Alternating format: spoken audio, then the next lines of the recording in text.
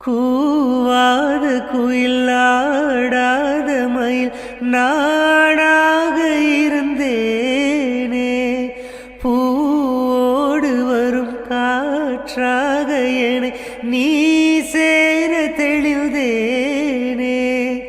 ஆதாரம் அந்த தேவன் நானை சேர்ந்தாய் இந்த மானை, நாவார ருசித்தேனே தேனை சேர்ந்தேன் இன்று நானே.